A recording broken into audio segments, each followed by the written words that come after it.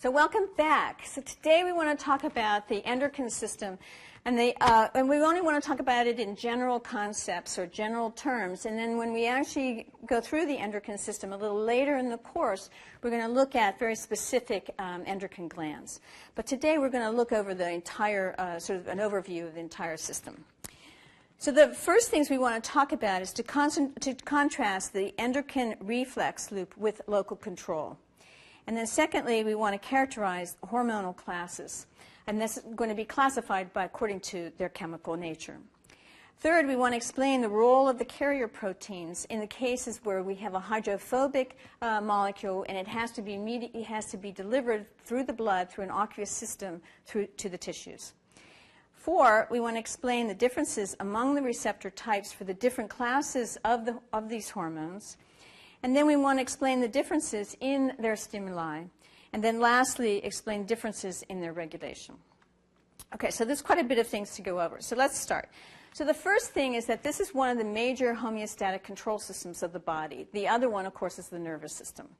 But you have also local control systems. And the local control systems are occurring at the target cells themselves. And target cells are the cells that have receptors that is a protein that can recognize a specific chemical. And we said in the homeostasis lectures that we have a situation where a chemical can be secreted from the first cell, and it works on its neighboring cell, and that chemical is called a paracrine. But we can also have the cell secreting a chemical that works on itself, and that's then called an autocrine. But these are not considered to be hormones. They are secreted into the interstitial space, and they work locally. The homeostatic controls that we're talking about when we're talking about the endocrine system is that we have a cell that's going to secrete its chemical into the blood, and then the blood is going to deliver it to the target cells. Those are the cells that have receptors for the hormone or for that chemical.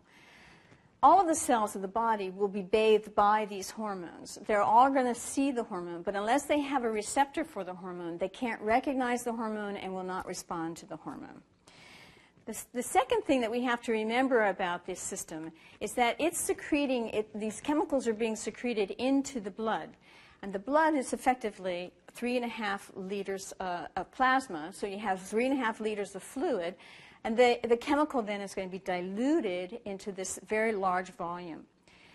Because of that, the chemicals will be at very, very, very low concentrations. And because they're at low concentrations, picomolar or nanomolar range concentrations, they have to have very, very high affinity receptors sitting on their cell surfaces.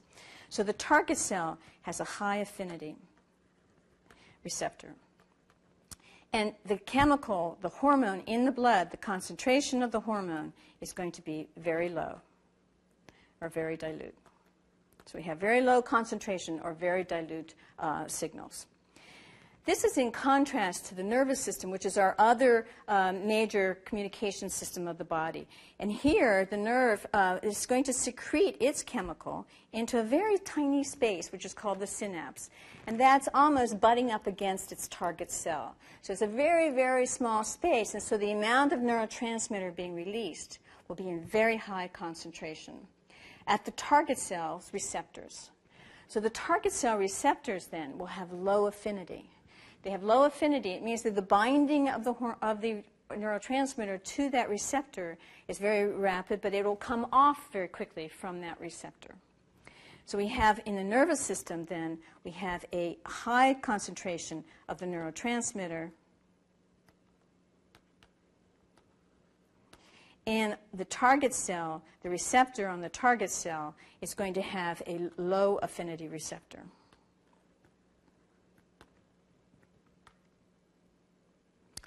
The other thing we need to remember about the endocrine system is that these are ductless glands. So the secretions from these hormones is going to go straight into the capillary beds that are perfusing all of these cells. There are no ducts that are taking the material then away from the gland and depositing it at a distance. The second thing is that the endocrine glands are going to regulate many of the homeostatic missions of the body. So they're going to regulate the sodium and water balance, the calcium balance, energy balance, processes that cope with stress, growth and development, and processes that are associated with reproduction. And as we go through the course, we're going to talk about each of the endocrine systems that are in fact, mediating each of these different homeostatic functions. The other thing about the endocrine system is that the concentration of the hormone is critical. If we have too high of a concentration, then we have too much of a stimulus, we have too great of a stimulus, we can downregulate the receptors so that the receptors then on the target cells are not available. So that if we, on the other hand, if we have too low of a concentration, not enough of the receptors are activated on the target cells, and we don't get a big enough biological response.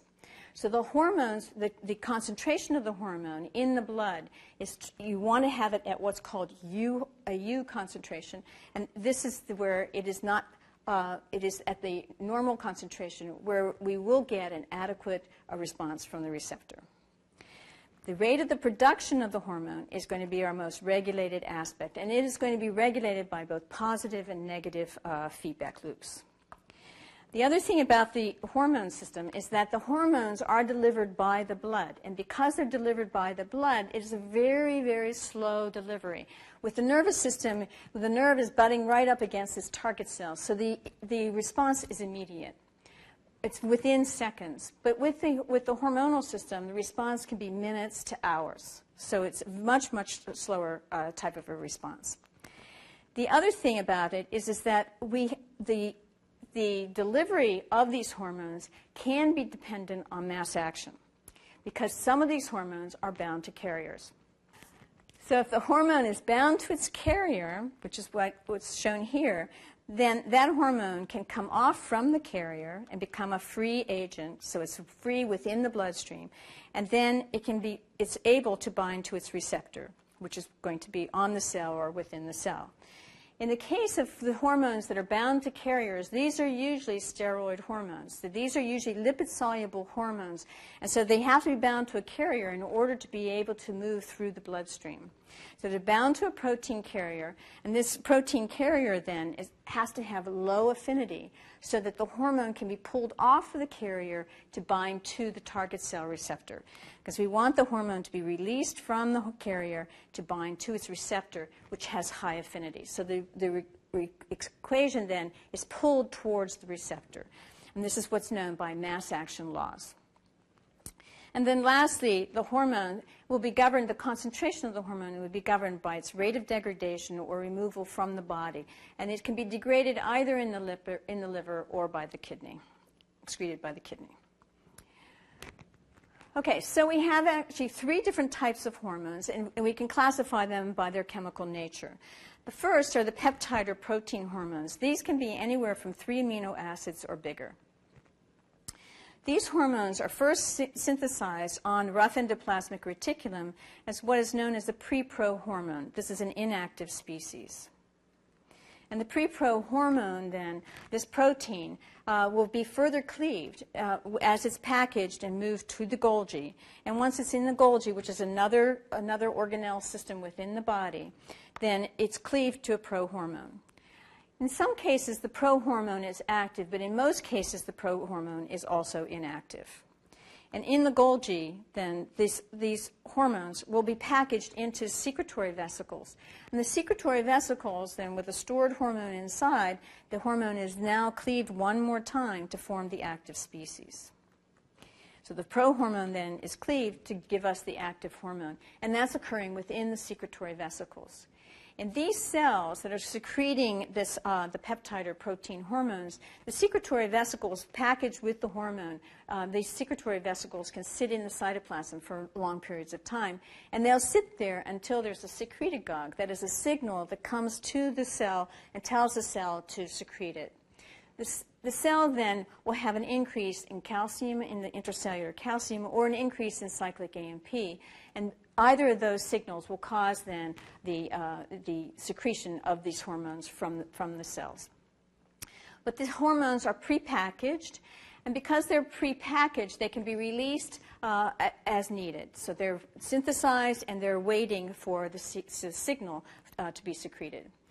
The other thing about these is that they are proteins, and so once they're into the blood, they have a very short half-life. So we have short half-lives. They do not require carrier because they are soluble within the plasma, and they are synthesized and stored.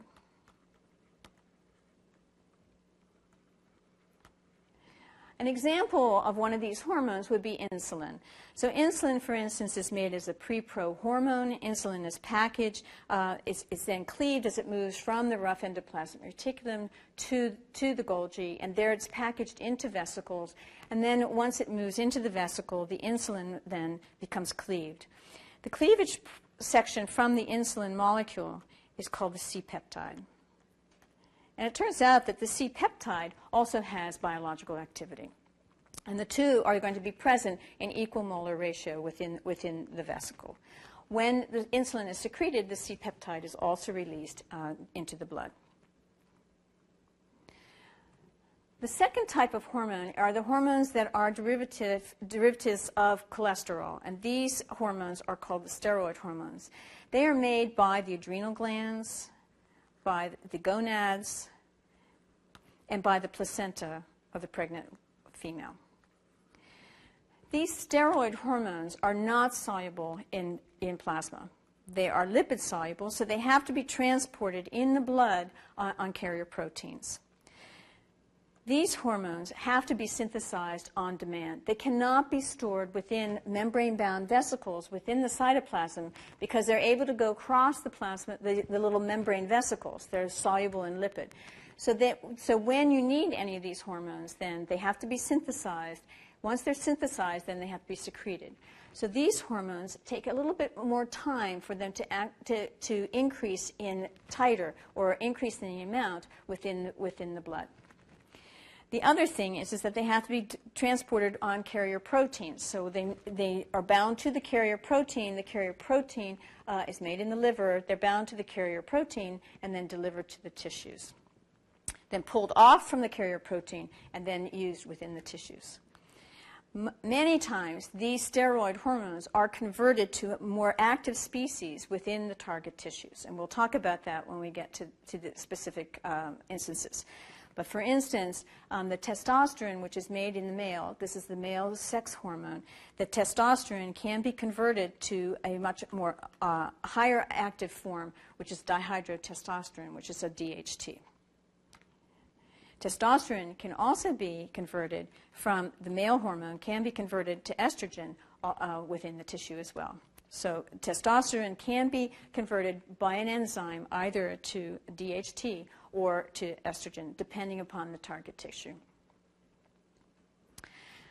The last of these hormones is the amino acid derivatives, and what's shown here are derivatives of tyrosine. So we have epinephrine is one of these hormones. It's made in the adrenal gland. The epinephrine is soluble in plasma, and it has a very short half-life of seconds to minutes. The epinephrine will bind to the same receptors, that adrenergic receptors that the neuroepinephrine binds to. So it's sort of a backup system for the sympathetic nervous system. Tyrosine derivatives can also be made into thyroxine or into T3. So thyroxine, which is shown here, is the thyroid hormone. These are insoluble in plasma. They are transported via carriers to their target tissues, and they have a very long half-life because they are bound to the carrier. Their half-lives are on the order of hours to days. And in fact, these hormones have a half-life, the T4 has a half-life of 7 days. Interestingly enough, these hormones are converted in the target tissues. So T4, which is what's shown here because it has 4 iodine residues on it, can be converted to T3, which is the other active species, by removing one of the iodines.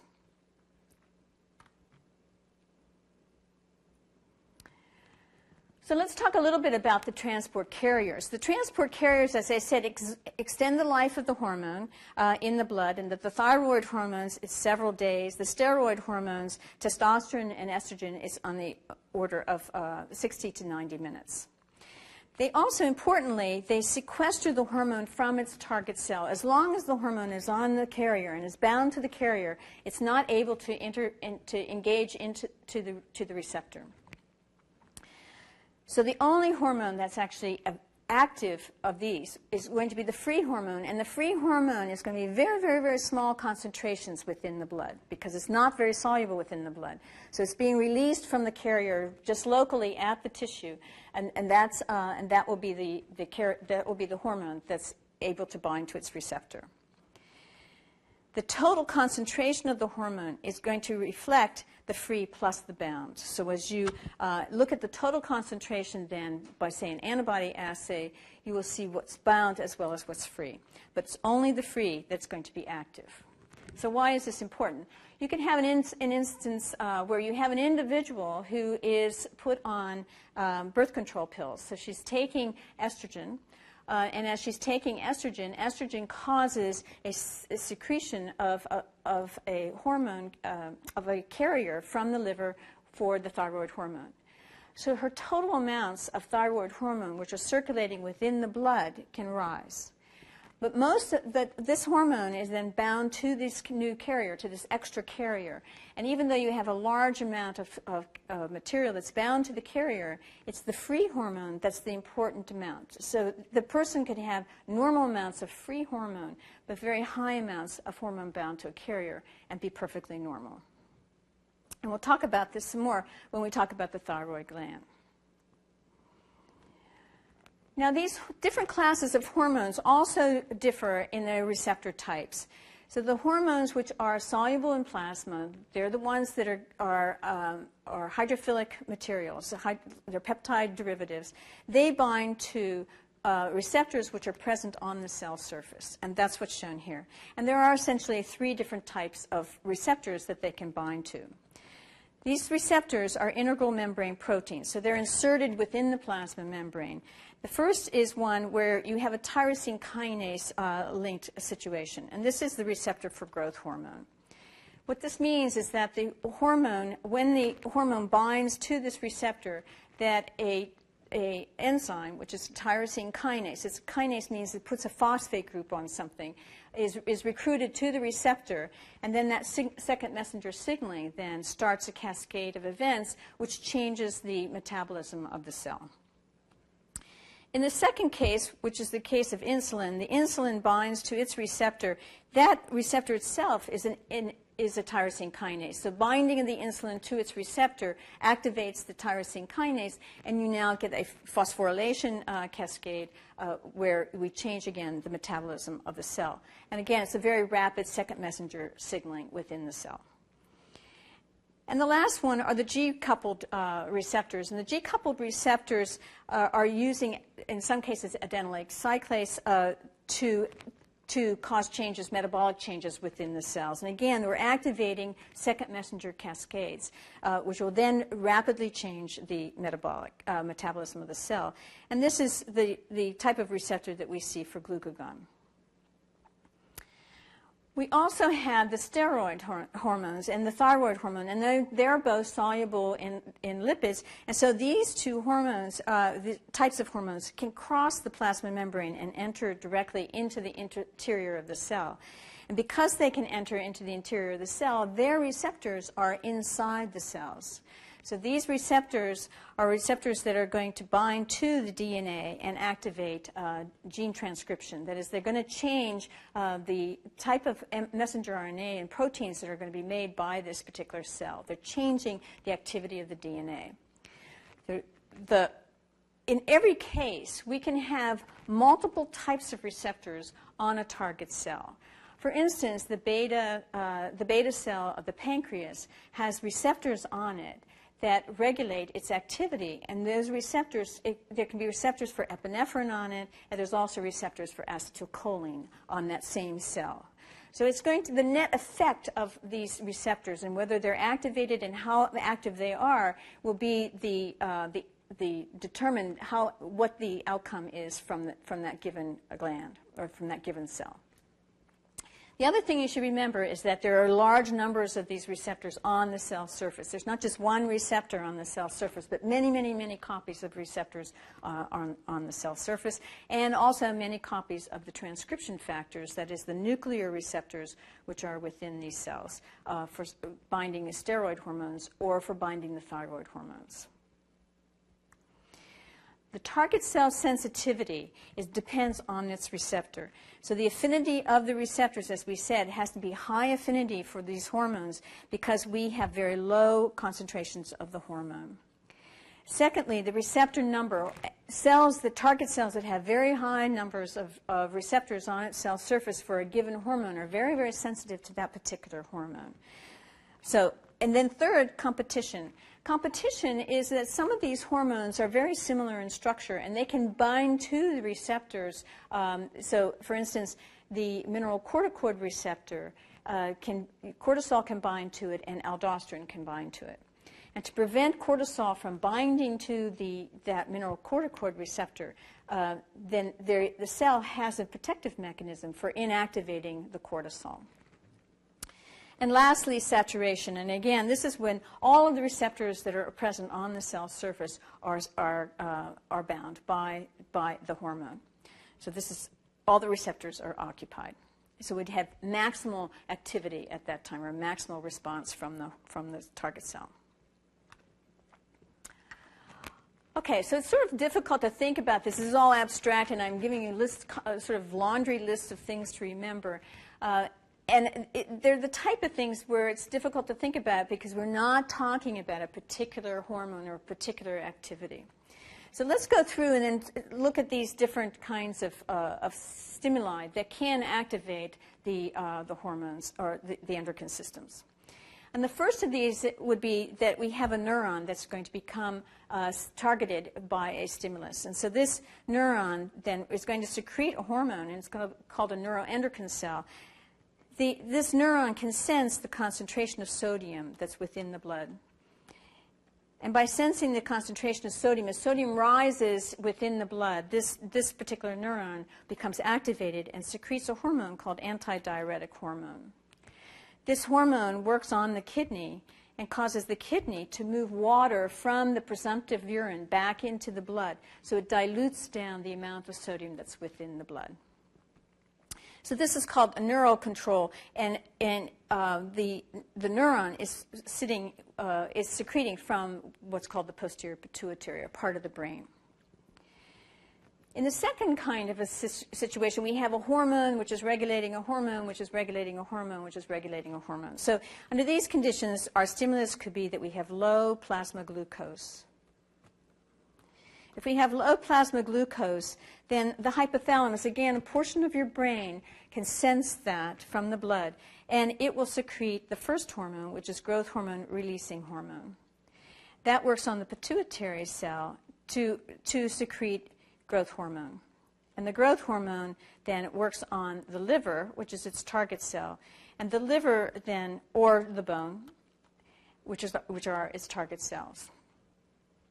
So here we have one hormone which is controlling another hormone which is controlling a third. So we have a series of hormones, and this is a complex negative feedback loop. And in the last case, we have the stimulus directly activates the final gland, and that is that if we have low blood calcium levels, so we have low blood calcium levels, we can activate the parathyroid gland. And the parathyroid gland secretes the parathyroid hormone, and the parathyroid hormone works on bone. And this bone then will release calcium. And the calcium then is a negative feedback loop which removes our original initiating signal. So these can be very complicated. The other illustration that I could have given for this last one is the pancreas, and that is where we're secreting insulin. Glucose rises in the blood. Insulin is secreted from the pancreatic beta cell. This then will be insulin, and the insulin works on the target cell, which is the muscle or fat, to take the glucose back up into the body. So we're going to have very, very complicated systems, and we're going to deal with each of these systems separately. at a later time in the course. So that's how we turn on the system. So how do we turn off the system? We can turn off the system both locally and systemically. So we can turn off the system locally at the gland itself, and this would be through receptor desensitization. If we simply remove the receptor for the hormone in the target cell from the cell surface, for instance, if it's an insulin receptor and we remove it from the cell surface, then this target cell, which is skeletal muscle, cannot see the insulin, does not bind the insulin, and won't respond. The alternative is that you can degrade the actual receptor. So you can remove it from the target cell surface and degrade it. The type 2 diabetic is a situation where we have receptor desensitization. So the type 2 diabetes is where that individual does not respond correctly to insulin. Insulin is present in the system, but the receptor is desensitized. And so you don't get the movement of glucose from the blood into the skeletal muscle cells correctly to hide it, to remove this rise in blood glucose due to feeding. The other way of controlling this is through our negative feedbacks, and that's obviously what we were just talking about, where if you have the stimulus, and that was that we had a high sodium within the blood, and then we move water back by this hormone, antidiuretic hormone, we move water back from the kidney to dilute that sodium, then we've removed the initiating signal, and that's simply a regular negative feedback system. Okay, so what are our general concepts then? So the first is that we have peptide hormones, and they're soluble in plasma. They bind to cell surface receptors. They're fast-acting, and they're going to have short half-lives. Secondly, we have thyroid hormones and steroid hormones, and these are insoluble in plasma. They act via intracellular receptors to change transcription, that is, to change the DNA expression or the gene expression. They're slow-acting, and they're going to have long half-lives. Third, we have binding proteins, which are called carriers, that regulate the hormone availability to the target cell. They regulate the physiologic function and the half-lives. The carriers extend the half-lives of these hormones. Fourth, the hormone release is under neural control, hormonal control, nutrient control, or ion control. So we can have different types of signals which are going to regulate whether or not the hormone is going to be secreted or be synthesized and secreted. And 5, signaling is regulated by changing the plasma hormone concentration. This is by far the most common site for regulation, but you can also change the target cell sensitivity. And you can do so by removing the receptors from the cell surface, or you can simply uncouple the receptors so that you can bind the hormone to the receptor, but it doesn't activate the second messenger signaling within the cell. So it's effectively turned off. So it's a desensitized receptor. Okay, so we will come back and look at all of these different points when we are dealing with the endocrine systems themselves, with all the different individual endocrine glands, much later in the course. Okay, so see you then.